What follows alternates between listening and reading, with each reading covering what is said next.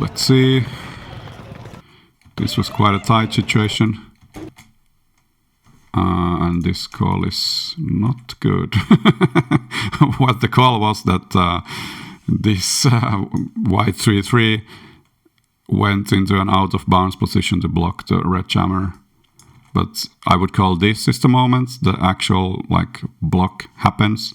And as you can see, the white blocker is still in bounds. They are not touching out of bounds.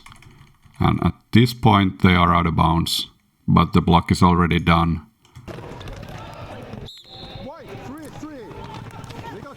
So not a good call there.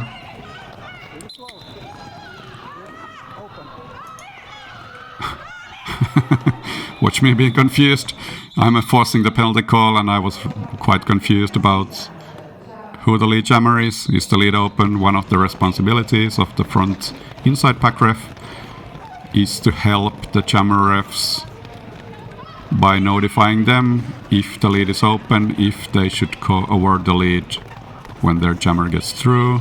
Almost getting lead for white there, not quite. Red jammer banging it out. And yeah, there was like a lot of interesting stuff going on in there, but I need to let them go because at this point, clearly my main responsibility is to assess when this red blocker goes out of play. So when this distance is more than 20 feet and it's already very close, I would call this like 19 feet. So you can again use these 10 feet markers as a aid. Now, actually, this is quite interesting, at least to me, because at this point you can see that now this distance is already more than 10 feet. So these skaters are not actually in the pack anymore. They are within the engagement zone, but they are not extending the pack. So now actually we are counting the red blockers that's here. We are counting this distance, if this is more than 20 feet. And, well, spoiler alert, yes, it is. So what we call is that the bridge is broken because the skaters are trying to build a bridge, quote unquote, from the pack to their blocker actually engaged with the jammer. But at this point, I know that, whoops, definitely the foremost blocker is now, because this happened. This is more than 10 feet, so yeah, you get it. And there's maybe slight confusion with the skaters. They're like, but I'm right here, but yep, I show there with my hand that was where the bridge was broken. And that was the reason for my out of play call.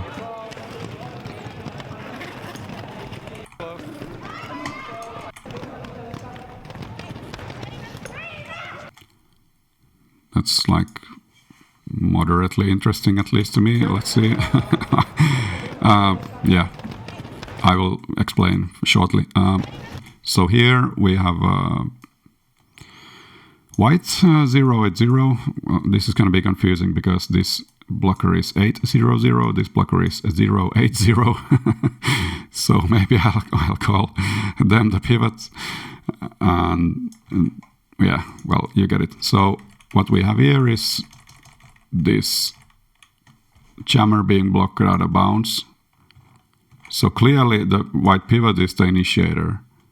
And at this point we should be also making the call if this blocker has superior position. So if their hips are in front of the red jammer's hips at this point. Because it will matter at this time, because the red jammer re-entered in front of this skater. Well, behind the initiator, behind the pivot, that's very clear, but it was quite close. The call could go either way, whether the skater had superior position. If they did, then this would be a cut, because, yeah, obviously the jammer re-entered in front. And if they didn't, then this is fine. So you make the call.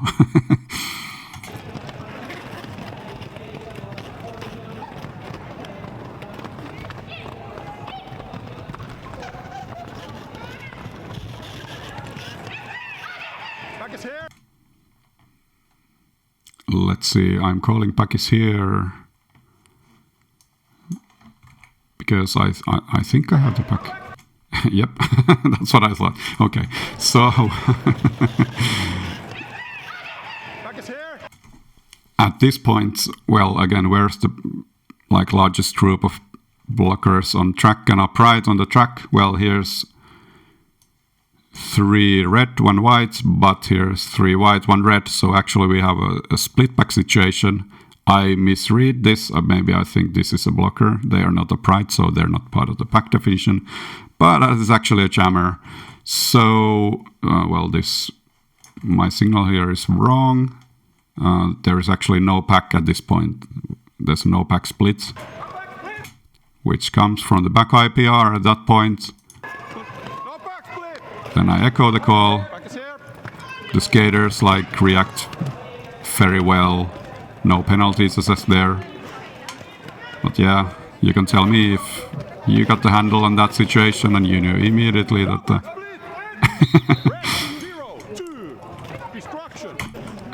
yeah, again, a similar situation. This time I'm a bit more awake. Again, we have this situation. We have 4 here, 4 here, and we have this skater skating clockwise to cause this. Now there's no pack because, yeah, again, 4 versus 4. Both groups have skaters from both teams, or blockers from both teams. So again, another split pack caused by the skater skating clockwise. So illegal destruction of the pack.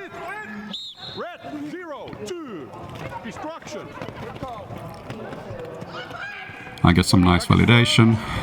Now I know. That was almost a back block, but maybe presenting an illegal target zone there by the red blocker. But yeah, again, these mental shortcuts. Usually when you see this sort of arrangement, there's 3+1. That's when your mind goes spider sense that should I be thinking about split pack like we just saw, but we know that there's 1 skater in the penalty box, so that means there's only 7, maximum of 7 blockers on the track. And if I have 4, I definitely have the pack because, well, newsflash, 4 is more than half of 7. So there you go.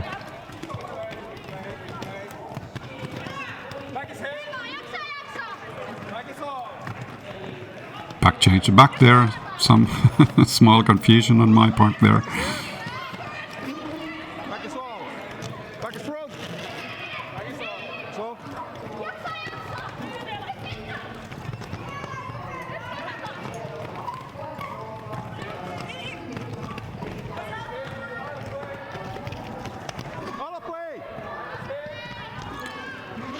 The white pivot hitting the jammer out, they went out of play, so they lost their superior position. So it would not have been a cut if the red jammer just entered the track. Obviously, often it's hard for the jammers to know if it's safe to re-enter or not, so a lot of the time they just take it safe and go recycle backwards.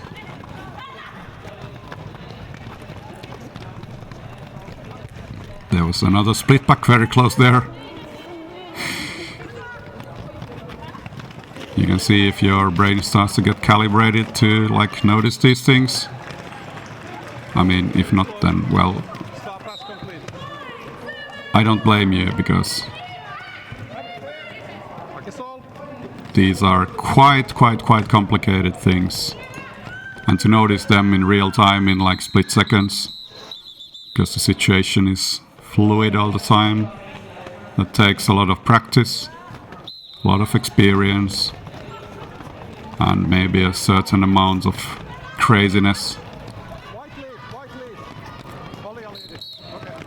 I thought that white had already lead there, but that's only a suggestion to the jammer referees. They will make the call amongst themselves, and red was awarded lead there.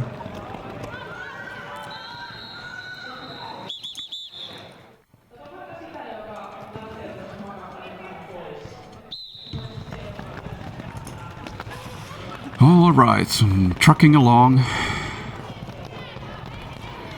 And yeah, it might take a bit of a special kind of craziness to have your brain calibrated.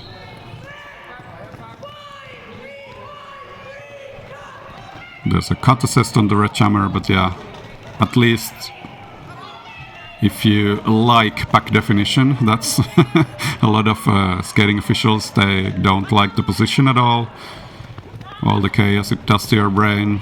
But I actually like, that's one of my favorite things about refereeing, so I'm wondering if that comes across when I'm talking about this stuff, because I'm actually interested in weird pack definition situations. Yeah, I was wondering about the contacts from the red jammer, white jammer. To the back there was a back block assessed on the white jammer, so maybe a jammer switcheroo, both jammers getting penalties in this jam. There the white blocker was coming to the trajectory of the red jammer, no back block there. Slight hands, but not like impactful enough for me to make a forearm call there. Feel free to disagree, but be nice.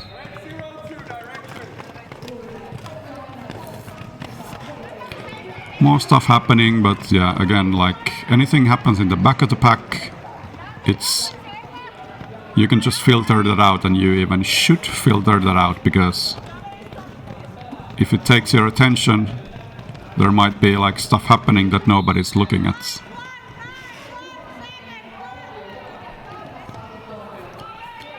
Cut penalty assessed on the white jammer. I believe on the outside there, so the call was like relayed, so it was a bit later than the actual action. Red getting lead.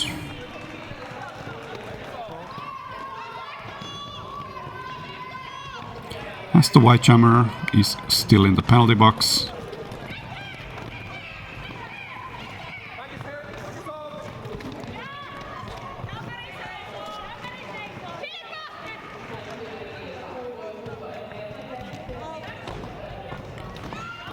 Some communication amongst the white team there. And there's another, like, well, at this point, what you should be thinking is, wait a minute, these are all the white blockers, and they are like chasing the jammer away from the red team. Is it gonna be a no pack?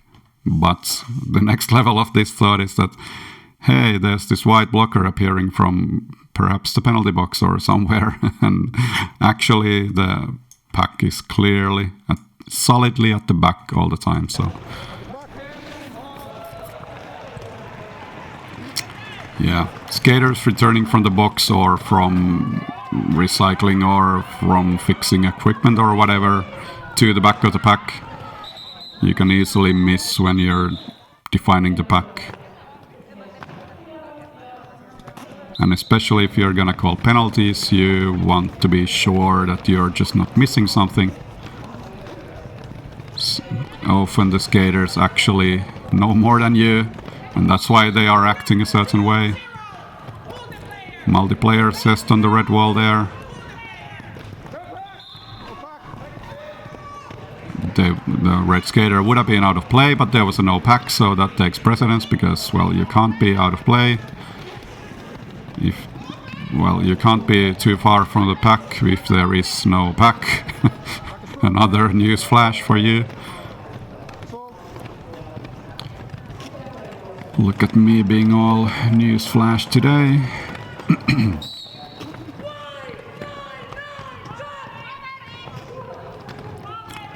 Power jam for the red team, as the white jammer assessed a cut penalty.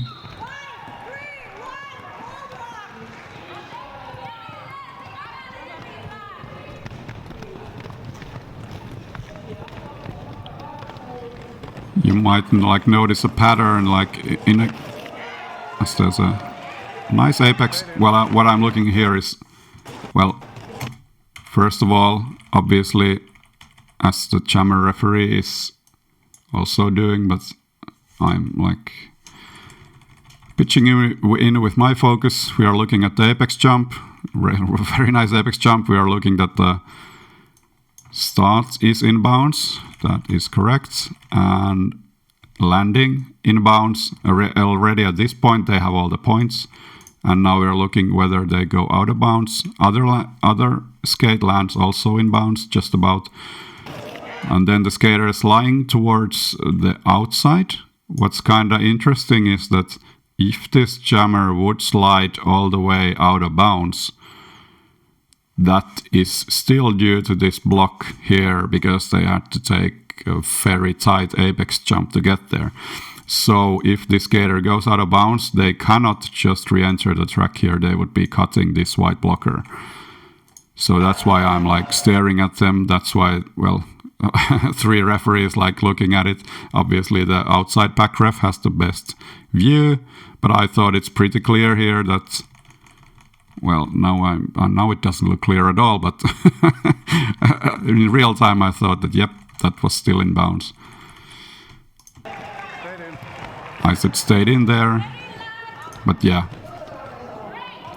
At least I think that's interesting.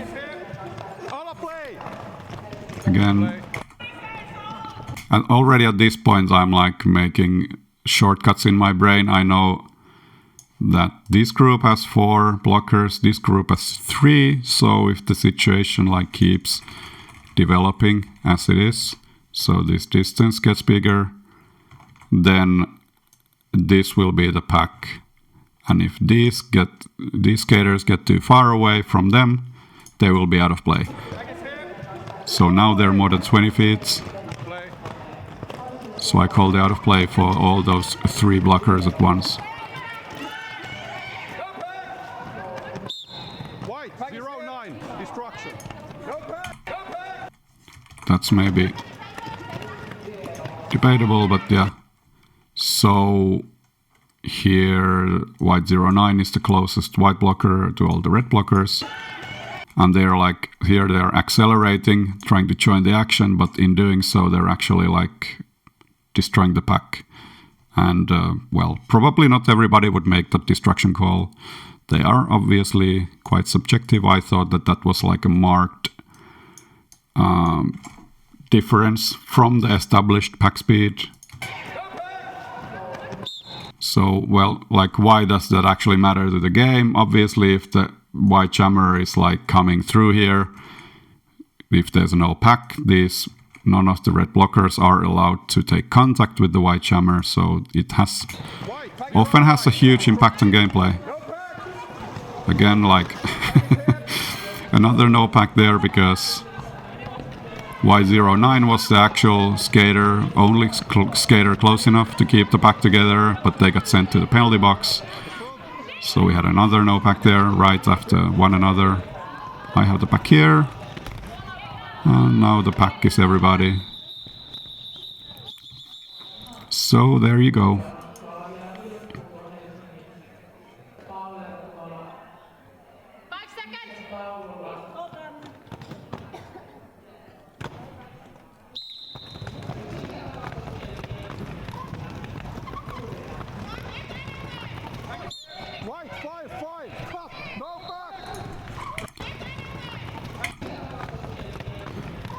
I'm looking at multiple things here. Here, like, well, again, I'm filtering these skaters out. I'm watching at these skaters. And obviously, biggest impact is the jammer situation here. But I'm also like keeping like a third of my focus because there's contact going on in here.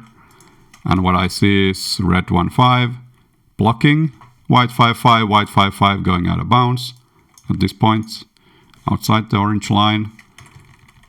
And they are stepping on the track back directly in front of red 1-5, so cutting the track. Yeah, and yeah. So at this point, the skater I'm penalizing is the only white blocker in the back here. So actually by giving them a penalty, the pack goes away.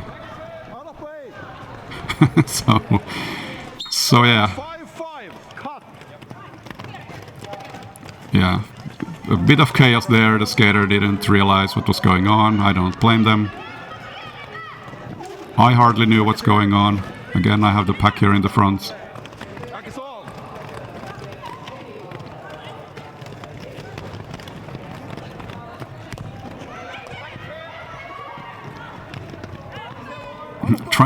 trying to assess there whether the skater is out of play. So there was a couple of spots where they might have been for a short amount of time when the bridge was like really stretched out.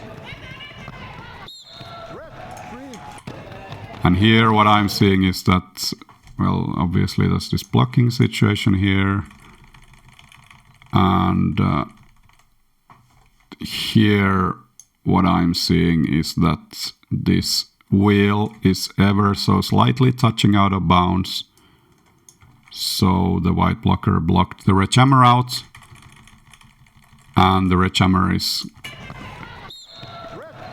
not recycling. Again, I knew that was a really tight one. I thought I was sure enough in real time, but yeah. You make the call. As we are already in the next situation, there's this block here by white 5-5. And which is, well, it's illegal to initiate blocks to the clockwise direction in the turns. It's quite hard to see what's clockwise and what's not if it's subtle. So again, you can use these 10-foot lines as a helper. So this 10-foot line, the orange line here, is like the perpendicular. And now when we are starting the footage, you can see that the initiation is ever so slightly clockwise. Probably not the most necessary penalty call to make, but yeah. Probably could have let that one slide.